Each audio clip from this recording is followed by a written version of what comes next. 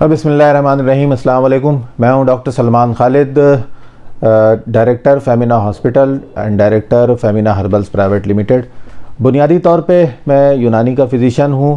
यूनानी के बारे में अक्सर व बेशतर आपसे व्लॉग के ज़रिए से, फ़ेसबुक के ज़रिए से बात करता रहता हूं, लेकिन आज मैं जो बात करना चाह रहा हूं वो हमारी अपनी एक ओपीडी है। जो ओपीडी हम लोग फ्री में यानी 10 रुपये पर डे में करते हैं, उसके बारे में आपसे बात करना चाहते हैं। लेकिन बात शुरू करने से पहले एक वजाहत इस बात की करना चाहते हैं कि हमारी इस व्लॉग का या हमारे इस वीडियो का कतई ये मकसद नहीं है कि हम किसी से फाइनेंशियल सपोर्ट मांगें या सो कॉल्ड जिसे हम कहते हैं चंदा या वो मांगें। अल्हम्दुलिल्लाह ये काम हम लोग कर रहे हैं और उसके बारे में हम सिर्फ आपको बताना चाहते हैं। ये हमारे दोस्तों की ये इसरार था कि इस बारे में जो कुछ काम तुम कर रहे हो या कर रहे हो या आगे इसको बढ़ाना चाहते हो, उसको कम से कम इस तरह से पब्लिक में लाओ या लोगों को दिखाओ ताकि और भी लोग उससे आगे बढ़ सकें। तो मैं अपनी बात शुरू करता हूं। अगर आपको हमारा चैनल अच्छा लगे तो सब्सक्राइब ज़रूर कर दीजिएगा।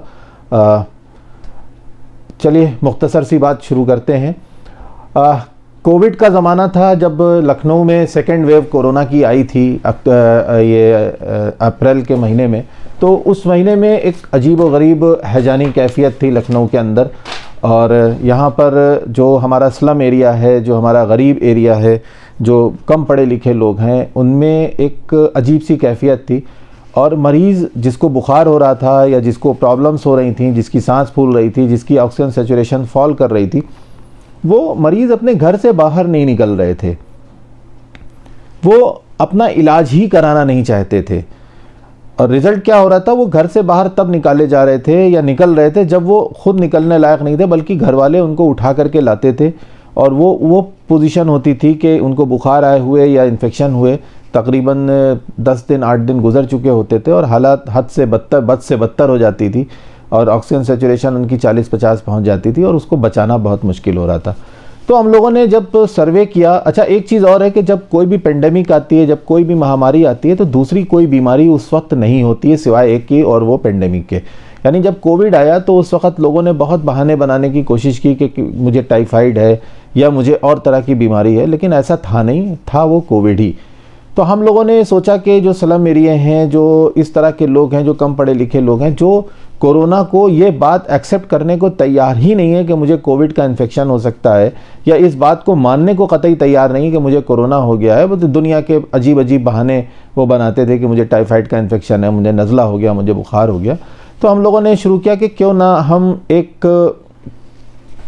शुरू करें, एक तरह की ओपीडी शुरू करें जिसमें लोगों को कम से कम घर से बाहर निकालें। तो उसमें बहुत से लोगों से राय ली और हम लोगों ने ये ऐलान किया 24 अप्रैल को कि हम एक फ्री फीवर कैंप शुरू करेंगे, फीवर क्लिनिक शुरू करेंगे, जिसमें हम 10 रुपए की दवा देंगे। हमने 24 अप्रैल को ये अनाउंस किया कि हम अगले 2 दिन के बाद से फीवर क्लिनिक अपने हॉस्पिटल में शुरू करने जा रहे हैं, जिसमें 10 रुपये पर डे के हिसाब से हम आपको दवाएं देंगे।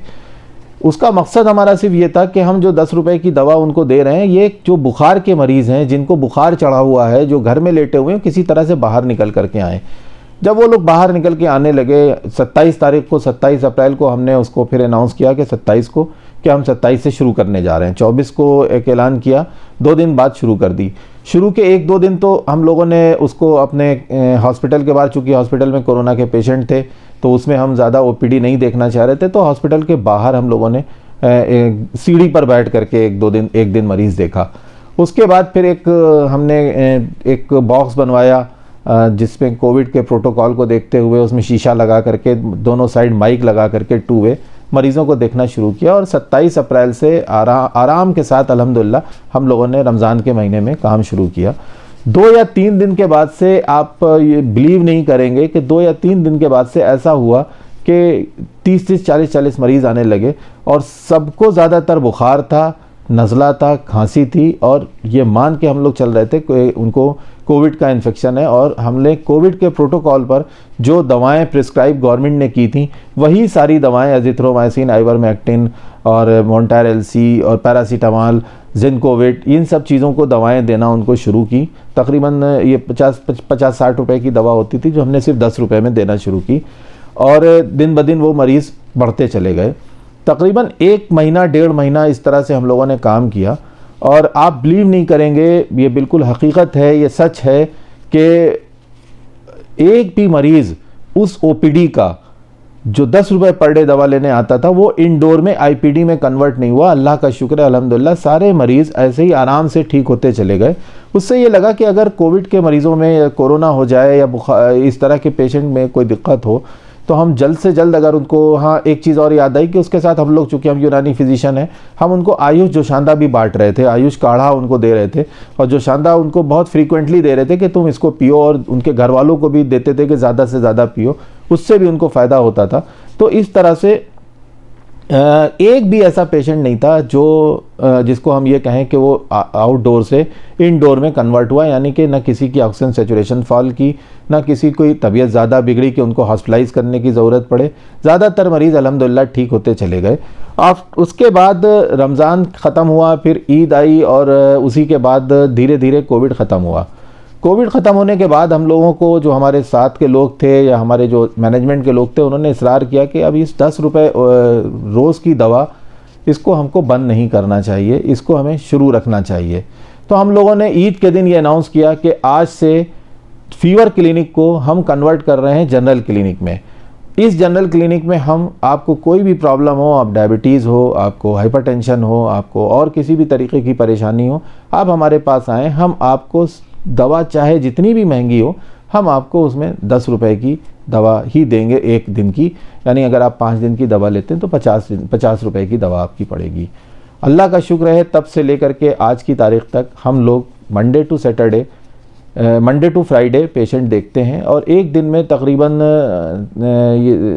40 से 50 मरीज़, और मंडे और फ्राइडे को 60 से 70 मरीज़ होते हैं जो हम लोग रोज़ देख रहे हैं।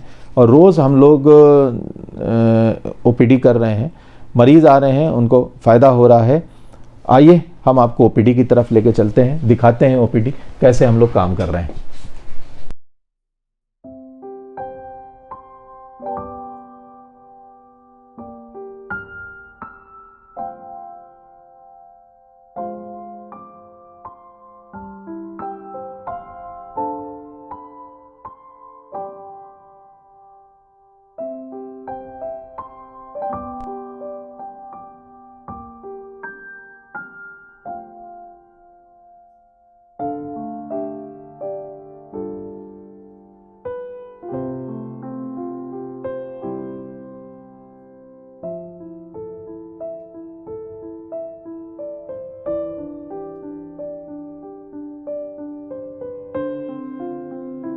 सईद अहमद। सही जी, आपको बच्चे को काफ़ी आराम है? जी हाँ, बहुत आराम है। हाँ, आपको भी बहुत। काफ़ी आराम है? कई डॉक्टरों को उसको दिखाया, उससे फ़ायदा नहीं हुआ, इन्हीं के दवा से हाँ जी। ठीक है। अच्छा, यहाँ के दवा जो ली है, दवा खाने के बाद हमें आराम रहती, तकलीफ नहीं होती है। आराम रहता है? हाँ जी हाँ। चलिए, बहुत बढ़िया, बहुत बढ़िया। तो यहाँ दवा कैसे लेते हैं? यहाँ पे कैसे पैसे बहुत किफ़ायत में मिलती है दवा यहाँ। कैसे जी पर्चा हाँ। बनता है? जी हाँ, पर्चा बनता है, उसमें डॉक्टर साहब देख के दवा लिख देते हैं, यहाँ बाहर से मिल जाती है। अच्छा अच्छा अच्छा। तो 5 कितने दिन का बनता है? 5 दिन की दवा 50 रुपए की मिलती है। 5 दिन की दवा 50 रुपए की बनती है। अच्छा, 5 दिन मतलब 10 रुपये पर डे की दवा है? जी हाँ। अच्छा अच्छा। चलो, तो काफ़ी किफ़ायती है। पर्चे का हाँ। कोई पैसा? कोई नहीं पैसा। चलिए, बहुत अच्छी बात है माशाल्लाह से। हाँ, बिल्कुल अच्छी बात है गरीबों के लिए तो। चलिए, ठीक है, बहुत बहुत शुक्रिया।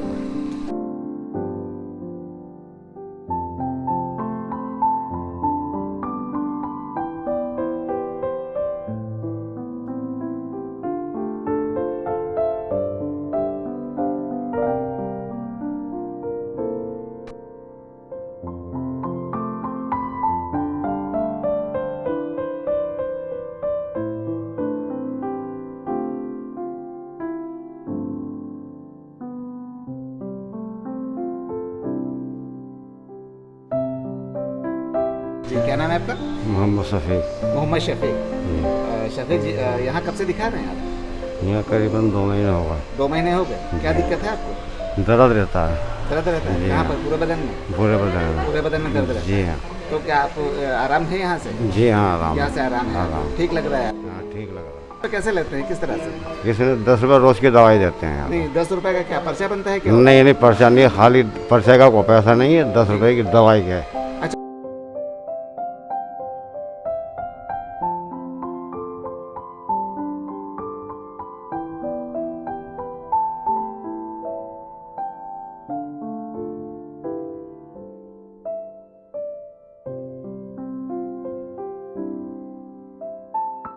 सस्ती दवा लिखी है, जैसे यहाँ 10 रुपए रोज की दवा देते हैं, हमने जिसको दवा लिखी है वो शायद 1 ही 2 रुपए की होगी। अच्छा, तो फिर क्यों 10 रुपए की दोगे, है ना?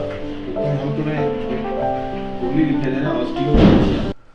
तो दोस्तों, ये हमारी ओपीडी थी जिसको मैंने आपको दिखाया इस तरह से। शुरुआत में जब हम लोगों ने काम शुरू किया तो पहले तो वो एक बॉक्स था जिसमें बैठ के देखते थे। उसके बाद फिर जब प्रोटोकॉल कम हुआ, कोविड का कुछ ज़ोर कम हुआ, तो हम लोगों ने फिर उसको अपने यहाँ पर अपने चैम्बर में बैठ के मरीज़ देखना शुरू किए। लेकिन जैसे जैसे मजमा बढ़ता गया, हुजूम बढ़ता गया, तो हम लोग नीचे ले गए पेशेंट को, जहाँ पर मैंने आपको भी दिखाया कि ये ओपीडी, ये पूरा ओपीडी का पार्ट, ये पूरा सेक्शन हम लोगों ने सिर्फ इसी काम के लिए बनाया कि इसमें हम लोग बैठ के मरीज़ देखेंगे, ताकि जो मरीज़ आएँ या जो उनके रिश्तेदार आएँ उनको कोई प्रॉब्लम ना हो। आज की डेट तक तकरीबन 7,000 मरीज़ हम लोग देख चुके हैं। और दुआ कीजिए, ये वीडियो डालने का मकसद भी यही है कि दुआ कीजिए कि ये काम हम लोग आगे इसी तरह से करते रहें। खुदा न खास्ता अगर थर्ड वेव आती है, एक तो कुछ दुआ करें कि ये थर्ड वेव आए ही ना, लेकिन अगर आती है तो हम लोग इससे ज़्यादा शिद्दत से और इससे ज़्यादा मजबूती के साथ काम करें, उसकी हम तैयारी कर रहे हैं। और आपसे गुजारिश है, व्यूवर से गुजारिश है कि जो मकसद भी है मेरा इस वीडियो को डालने का, मकसद कतई हमारा, मैं बार बार ये कह रहा हूँ, कोई फाइनेंशियल सपोर्ट मांगने का नहीं है। अल्हम्दुलिल्लाह ये काम आसानी से चल रहा है। बस ये मकसद है कि जो लोग हमें देख रहे हैं, या जहाँ तक जो जाहिर है हमारे सब्सक्रिप्शन लिस्ट में बहुत से डॉक्टर्स हैं, बहुत से हॉस्पिटल ओनर्स हैं, बहुत से यूनानी फिजिशियंस हैं। मैं खुद भी यूनानी फिजिशियन हूँ। हम यहाँ पे यूनानी की दवाएं भी उनको दे रहे हैं, उनको काढ़ा भी प्रोवाइड करते हैं, जो और भी दवाएं देते हैं। तो जो लोग हैं आगे, अगर थर्ड वेव आती है तो उससे पहले हम लोग तैयारी कर लें। अगर हम स्लम एरिया में, वो एरिया में जहाँ कम पढ़े लिखे लोग मौजूद हैं, पढ़े लिखे लोग से क्या होता है, बहुत से पढ़े लिखे लोग भी इस बात को मानने को तैयार नहीं थे कि उनको कोरोना हो गया। रिज़ल्ट ये हुआ कि तबीयत ज़्यादा बिगड़ गई, यहाँ तक कि मौत तक हुई। इसलिए कि हमें अवेयरनेस फैलाने की ज़रूरत है, और इसी के साथ हम इस तरह की क्लिनिक्स को और शुरू कर सकते हैं, इस तरह की चीज़ों को और शुरू कर सकते हैं। मैं आगे भी अपने वीडियोस डालता रहता हूँ, डालता रहूँगा इंशाअल्लाह, जिसमें हम आगे यूनानी के ताल्लुक़ से, या इंसानी ज़िंदगी के ताल्लुक़ से, या बीमारी के ताल्लुक़ से और भी चीज़ें लोगों को बताते रहेंगे। अगर आपको हमारा ये वीडियो पसंद आए और हमारे चैनल को पसंद आए तो आप एक बार हमारे सब्सक्राइब कर दीजिएगा, ताकि आगे जब भी हम वीडियो डालें तो आपको मिलती रहे। एक बार फिर दुआओं के साथ, इस गुजारिश के साथ कि हमारे इस काम के लिए दुआ करते रहिएगा, और इसलिए भी दुआ करते रहिएगा कि मुल्क में फिर अब कोई एक बार फिर से कोई वेव ना आए। हम सब की अल्लाह ताला हिफाजत फरमाए, आमीन। बहुत शुक्रिया।